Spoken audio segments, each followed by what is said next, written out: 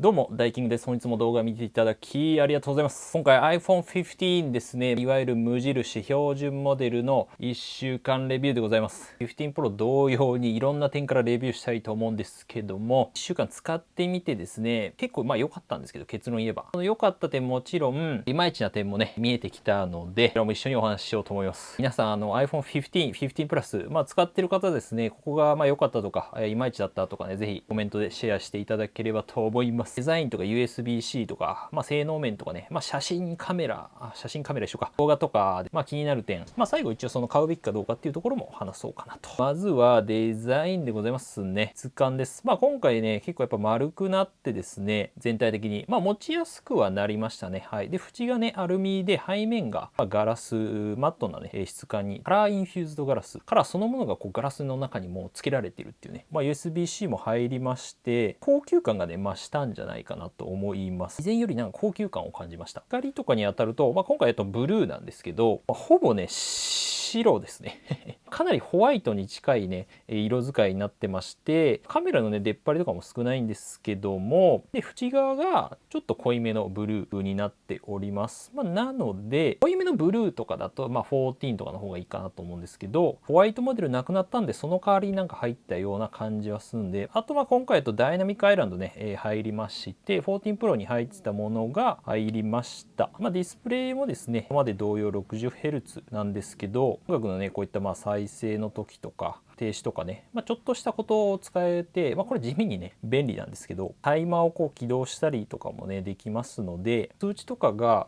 他の作業をしている時にこう邪魔にならずさりげなくこう出してくれるって感じではございます。質感はねやっぱりいいですね。なかなかね、軽さもね結構プロモデル使ってたんで、久々にこの無印のモデルですね、標準のモデル買ってみて、やっぱ軽さっていうのはね感じましたね。軽い、やっぱ丸くなったことで非常にこう持ちやすさっていうのはありますね。特にやっぱね重量とかですねがやっぱりプロモデルとかと違って、今まで iPhone 大体13と14ですね、13、14と同じぐらいの重さの 171g なんですけど、15は。で今回15 Pro も 187g ってことで、14 Pro とかと比べるとねかなり軽くなったんですけども、やっぱりそれでもね軽いなって思いますね。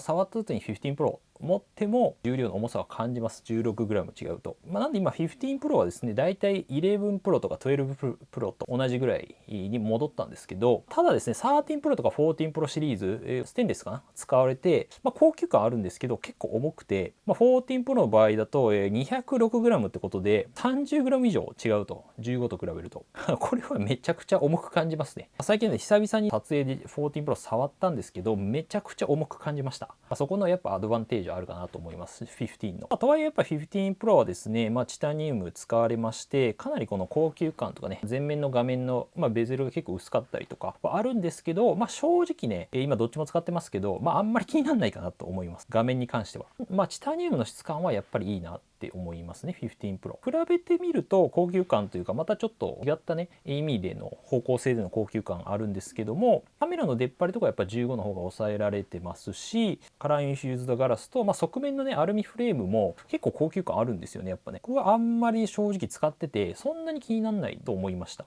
全然15でもいいなって感じです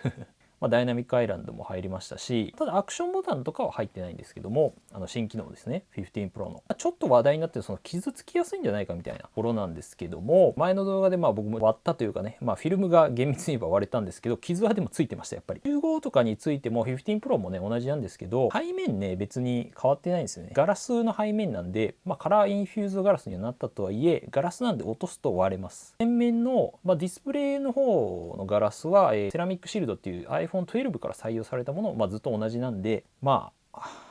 同じって感じですね一応前回の動画で具合とかも含めてね、発熱の問題とかも含めてですね、今言われているところ話してますので、ちょっとチェックしてもらえばなと思うんですけど、背面にこのガラスとカメラフィルムっていうのも気になったんで買ってみて使っております。裸で使う運用っていうことで、買ってみました。背面のガラスフィルムはなかなかねあんまりないんで、貼ってみたんですけど、このカメラレンズと背面にねちょっと分かりづらいんですけども、これ保護フィルム、ガラスの保護フィルム貼ってあります。若干ねちっちゃかったんですけど、でもやっぱりいい感じで、出っ張りもほとんどないですし、ただやっぱカメラレンズに関してはやっぱケースを外す時にポロってねやっぱ外れやすいんで、基本的には以前紹介したようなですね独立型というか、これ前回15 Pro のレビュー動画で紹介したトラスさんのやつですけども、こういったタイプの方が、これ15のモデルもね、多分15 Pro 今ねちょっと売り切れちゃってるみたいで、15のモデル、ESR とかのやつもあるんで、そういうのがいいのかなと思います。でケースもね今ですねこのシンジモル薄型のやつなんですけど、これ結構ね今気に入ってまして、15 Pro もね一旦これつけてます。ただねこれよく見ると下側が若干ねちょっと割れちゃってるんですけど、薄型なんで耐久性は最低限あるかなっていうところではあるんで、普通に多分落としたぐらいでは傷つかないと思うんですけども、どっちかっていうとやっぱ見た目とかですね、薄さ軽さ重視みたいな感じなんですけど、結構ねこれいいですなんで概要欄からぜひよかったらねチェックしてもらえればと思います。またケース動画もねまた出すんですけども、15の一応おすすめケースとかもまとめてますので、そちらもぜひねチェックしてもらえればと思います。機能面のところですね、やっぱ USB-C かなと思います。今回充電ができますよ。もういろんなデバイスで使えますので、ライトニングだけ、その iPhone のために例えば持ち運ぶなんてことは、しなくてよくなりました。でもそれに慣れちゃってるのが、僕最近ですね充電する時ライトニングをずっと差し込んでるっていうね、刺さんないなと思ったらUSB-C なんで。で付属品もこれ15 Pro のやつなんですけど、同じですね。中身は USB-C の折り目のあるケーブルがですね、今回コンされてまして、ただこのケーブルに関しては USB2.0 かな、転送スピード。なので iPhone 15も15 Pro に比べるとやっぱデータの転送スピードっていうのはちょっと遅くなります。そこだけ注意かなと思います。なのでケーブル経由でですね iPhone をちょっとモバイルバッテリー的に使うみたいなこともできますね。で一応 PD 対応というもの、パワーデリバリーっていうものに対応したケーブルじゃないと充電できない仕様にはなってるんですけども、で USB-C 同士だと充電が少ない方にちゃんと給電されるようになっております。あとマグセーフでね充電とかもできますので、もちろんあと Apple Watch のとかですね AirPods とかも充電できます。ただあくまで 4.5W っていう出力スピードですので、ほんと非常用って感じそんなにスピードは速くないです。USB-C 対応したんで、ディスプレイポートっていうのを対応をしてるので、画面の出力もできます。外部ディスプレイにこういったものに出力できますので、例えばねこういった YouTube とかですね、見るときにもちろん縦だとちょっとちっちゃいんで、横画面にすると全画面にねディスプレイによるんですけど、大体大きい画面では横向きで、見ることはできます。これ1本 USB-C でパッて挿すだけでできるので、テレビとかもなんで HDMI USB-C ケーブルあればできるんじゃないかなと思います。結構手軽に動画とか見れるので、写真とかもですね撮った写真とか、動画とかも USB-C にパッてね挿して大きい画面で確認できたりするので、結構ねいいなと思いました。ちゃんとこの写真アプリだとしっかりとね全画面で表示されます。で今動画されてますよっていう表示も出ましたね。アプリによるのかなと。あとAR グラスですね。前回も実験したように、ゲームとか AR グラスを挿して、そしたらこのメガネのところに映し出されるんで、めちゃくちゃこれはいいですね。ゲームももちろん挿してできるんですけども、さらにこの臨場感というかね、これが手軽にできるっていうのがね、持ち運べるディスプレイって感じですよね、メガネ型の。外部の拡張機能としてやっぱストレージ、外部のストレージに直接接続できるっていうのは非常に便利で、僕も普段使ってですね、サテチのこういった例えば SD カードリーダーとか動画とかも大丈夫、そのままね記憶されたりするので、非常に使いやすいですね。なんで一眼レフとか、普通のカメラとかですよね、よくから撮った写真とか動画をそのままもう見れるし、中の iPhone の写真とかもそのままねピュッてね外部 SSD に流せるんで、これはねめちゃめちゃいいっすね。もうめちゃくちゃ楽。また転送スピードはやっぱりプロに比べると遅さあるんですけど、あとケースによってはね大きめの、こういった SD カードリーダーとか純正ケースとか純正のね Apple のやつだと結構口が狭いんで、さっきのシンジモルのやつはギリギリに入ったんですけど、そこら辺も確認してから買った方がいいんじゃないかなと思います。ケースね下の口が狭いとアクセサリーがね刺さんなかったりするんで、 USB-C がここら辺ね USB-C でね恩恵いかがでしょうか。ぜひ、どういった活用をしたいなとかしてますよとか、ぜひコメントいただければなと思います。今回ですね A16 チップが入りまして、性能のとこなんですけど A16 バイオニックなんで、iPhone 14 Pro と同じものが入ってます。14 Pro とか14 Pro Max と去年のプロモデルのやつが乗るっていうのが、最近のトレンドなんですけども、ギークベンチスコアですね、性能数値で表せるんですけども、大体こんな感じで2613と6495、十分ですね十分すぎる。M1 までいかないけど、それに近い感じで、ちなみに今回測った15 Pro がですね、これ A17 Pro チップっていうのが入ってるんですけども、2862と、7066っていう感じで、ぶっちゃけそんな大差ないですね。普通に使ってて、そんな感じることはないかなと思います。ただ今回メモリが15は 6GB なんですけども、15 Pro は 8GB になってますね。シングルコアとか見ても、ほぼやっぱ14 Pro とか、M2 の iPad Pro よりいいんだねっていう同じような感じですし、マルチコアに関しても、ちょっと重めの作業の時ですね。14 Pro とほぼ同等ですね。当たり前ですね。中身一緒なんで。iPad Air M1 にはちょっと及ばないぐらいですけど、そんなに大差はないっていう感じではあります。はい。十分ですね。ちょっと A17 Pro と比べたら、その GPU とかね、そこら辺の差はあるんですけども、普通に使ってて全然問題ないです、正直。ただ発熱ですね、に関しては、15 Pro ほどではないんですけども、15もやっぱちょっとあるなと思います。ただ、これ前回の動画でもちょっと話したんですけど、iPhone 本体の問題というよりは、今この iOS の17ですね、の問題が大きいと思いますと、特定のアプリを起動すると、インスタとか治ったかもしれないんですけど、アンツツですね、このベンチマークっていうのも測ってみました。十分っすかね、正直。138万ぐらい出ましたね。で、15 Pro が149万、150万ぐらいなんで、そんな変わんないかなと思うんですが、やっぱ GPU の部分は、ちょっとやっぱ差があるのかなと思いました。実際、結構高負荷なテストなんですけども、見比べてみると映像の臨場感とか、リアルな感じとかは、やっぱり15 Pro の方が綺麗だなって思いました。別に15も悪くないんですけどね。やっぱレイトレーシングとかなってるんで、影の質感とかね、綺麗に出せますんで、ただね、半筒ベンチマーク終わった後、15 Pro めちゃくちゃ熱かった。ちょっとこれ、手で持てないレベルで熱かったんで、ちょっとここどうにかしてほしいよねって感じはあります。今後やっぱゲームがですね、バイオハザードビレッジとかアサシンクリードとか、いわゆるコンソールゲームってやつですね。パソコンとかね、ゲーム機じゃないとできなかったゲームがiPhone でできるようになるので、もうちょっと期待してるんですが、グラフィック性能については、これベンチマーク2万2000ぐらいですかね。15が。15 Pro が前回測った、2万7000、8000ぐらい。なんでやっぱちょっと差はあるのかなと思いますね。メモリも違いますし、なんでやっぱゲームだったら15 Pro なのかなって思いました。15でも全然できますけどね。バッテリー持ちに関してなんですけども、1週間ちょっととかなんで、判断はまだ難しいところあるんですけど、基本的にはやっぱりね、いいですね。15は。15 Pro よりもいいんじゃないかなって思います。基本的なその数値面のところ、スペック的なところで言うと、ビデオ再生ですね、ストリーミングなんで、例えばこの YouTube とかネットをつないだ状態で動画見るっていうことなんですけども、16時間と20時間っていう感じにはなってるんですが、実際使ってみるとやっぱりそんなに変わんないんじゃないかなと思いますね。そんな大差はない。おそらく。やっぱり、画面がですね、15の方が 60Hz で、15 Pro は 120Hz っていう感じで、画面が1秒間に60回で120回、倍書き換わってるんですよね、15 Pro の方が。滑らかなんだけど、やっぱその分、バッテリーの消費もすごい激しいのと、あとやっぱ常時表示ディスプレイですね。常にちょっと後で見ますけど、ロック中でも画面表示、時間とか見れるんですけど、それがやっぱりないのが、結構影響してるんじゃないかなっていうところで、なんだかんだ差分ゼロになるのかなっていう感じがします。海外のバッテリーテストとかですね、海外の方やってるんですけど、そういった動画見てもちょっと15の方がいいか、ほぼ同じぐらい。今回から一応そのバッテリーの上限 80%、充電 80% もう止めるみたいな、80から上が負荷がかかるって言われてるんで、これがどうなるのか分かんないですけど、80% あればギリギリ持つかなっていう感じ。1日使い方によりますけど、であとバッテリーの状態がね、でも15以外で見えるのか忘れたんですけど、状態も見れまして、一般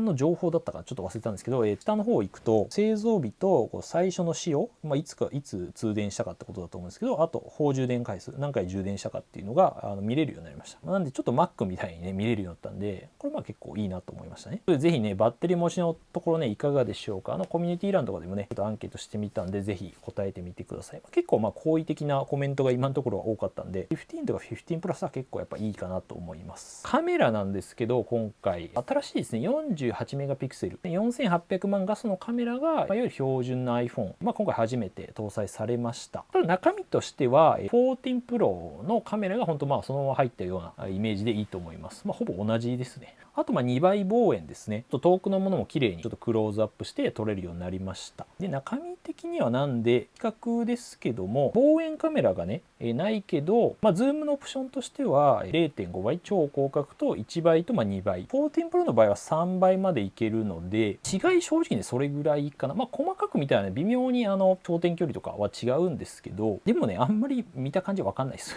使ってみた感じは14 Pro にすごい近いなと思いました。ただ逆にね、14 Pro よりいいところもあって、今回標準のカメラが1200万画素から2400万画素。一応解像度的には倍になりました。使えるオプションが増えたんですよね。14 Pro も、iOS17 にしてもこれオプションの中なかったので、なぜか一応これ15限定なのかなと思います。もしかしたら今後入ってくるかもしれないけど、標準のいつものカメラで解像度を高く撮れる。気持ちちょっと綺麗になったかなっていう感じ。シャープに見えるんですけど、これなんで標準のカメラで 26mm かな、1倍のやつ撮るとこんな感じで、2倍望遠で撮ると、結構ねこのぐらい 52mm なんで、倍に寄れる感じですね。実際なんでこのぐらいから2倍に行くと結構クローズアップできるというか、全然またこう違った画角になるというか、それ以上は光学ズームじゃないんで荒くなるんですけど、10倍ぐらいまではいけますね。2倍までが一応綺麗に撮れる感じではです。0.5 倍と1倍、2倍まではいけますね。いろんな角度で撮れるんで、超広角カメラもねもちろん全然綺麗ですし、撮ってみたけど、空の色合いとかも綺麗だし、ちょっと空に持ってかれてる感じはあるけど、でポートレートモードもですね、比較的、これ15 Pro で撮ったやつで、これ iPhone15 でね撮ったんですけど、普通に綺麗ですけどね、ところどころよく見たらやっぱちょっとうまくいってないとこあるんですけど、ぼかしが。で見て思ったのは、このポートレートのこれ後からですね、ポートレートオフっていうね機能あるんですけど、時間かかるなって思いました。15 Pro は結構パンパンって変わるんですけど、さすがにちょっと重いのかな若干ですけどね。このポートレートモードでも撮って後から編集したぐらいなので綺麗ですね、普通に基本的にはなんで14 Pro と同じ感じだと思います。一応夜間撮影もしてみたんですけど、普通かなっていうでも綺麗ではありますね、やっぱりね。ちゃんと明るいところでは綺麗に撮れる。でもやっぱフレアとか反射とかはこれ15 Pro も同じなんですけど、やっぱゴーストとかは出ちゃう、光がピーンっていうところではやっぱ出ちゃうね。街灯とかはどうしても14 Pro とかもねライトの光結構飛んでたりはしたんで、そこら辺は同じなのかなと思います。ヒーフっていうのが入ったので、ここもやっぱりね容量が抑えれるんでね、48メガピクセル4800万画素で撮ったけど、かなり容量を抑えれるので、ここもいい点かなと思う。でも15 Pro よりねちょっといいなって思った点は、やっぱ広角カメラ、標準のカメラでも割と寄れるんですよね15 Pro はやっぱり無理やりちょっとマクロモードで解像度低くなっちゃうんですけど、15はね割と寄れるんで、ここは意外といい点かなと思いました。プロモデルはね結構14から寄れないんですよね、意外と。ズームすればいいじゃんっていうところではあるんですけども、寄りたいよねやっぱね。で動画ですね、やっぱりね、ここに関してはやっぱり15でも全然十分使えます。前回のこの15 Pro で撮った動画で差し込んでる動画ってほとんど iPhone15 と撮ってるんですよね。めちゃくちゃ綺麗ですね。もう15で撮って、ちょっと純正アプリでですね、色味だけ入れたみたいな感じです。めちゃくちゃ綺麗。ログ撮影とかねやっぱりプロモデル限定の機能にはなるんですが、普通にサクッと撮って、こういう感じ、普通に綺麗な感じで撮れるんで、十分ですよね。ブレもそんなしないし、夜に関してはやっぱこの光の反射とかですね、ゴーストみたいなところは、これ写真と同じで、これをね改善されてないかなと思いました夜はなんでねちょっとまだ厳しい、状況によると思うんですけども、光がこう当たるような状況だときついのかなと。超広角も前より良くなったんですけど、やっぱり夜だと、結構暗いなっていう印象にはなりますね。綺麗なことは綺麗なんですけど、やっぱゴーストとか入っちゃう。でどうですか、このカメラ機能いかがだったでしょうか。ぜひコメントいただければと思います。ダイナミックアイランド搭載というか、画面のところですね、よくはなったんですけど、この画面の滑らかさですよね。 60Hz と、一応15 Pro は 120Hz っていうことなんですけど、今回使ってみて意外とそんなに僕は気にならなかったというか、 120Hz の方がプロモデルの方がやっぱり滑らかには動くんですけども、プロで慣れてたと思ったんですけど、目が意外とそんなに気にならなかったんで、もしかしたらうまいこと動かしてくれてるのかもしれないですね、アップルのやつは。ダイナミックアイランドも結構スムーズだっったので、なんかちょっとカクカクして見えるんじゃないかなと思ってたんですけど、意外とちょっと気にならないかなって思いました。ただ価格の割にね 60Hz っていうのはどうなのかなっていうところあるんですけど、あとやっぱりね常時表示ディスプレイはないので、普段使っててそんなにね別にもちろん時間とか見えた方が便利ではあるんですけども、寂しさみたいなところはあるけど、普段問題あるかっていうとないじゃないですよね。ただね1個だけちょっと残念な点があって、iOS17 で入ったスタンバイモードっていうのがねあるんですけども、この場合ねやっぱり20秒ぐらいかなすると 2,30 秒で消えちゃうんですよね、画面が。なのでそれだけちょっと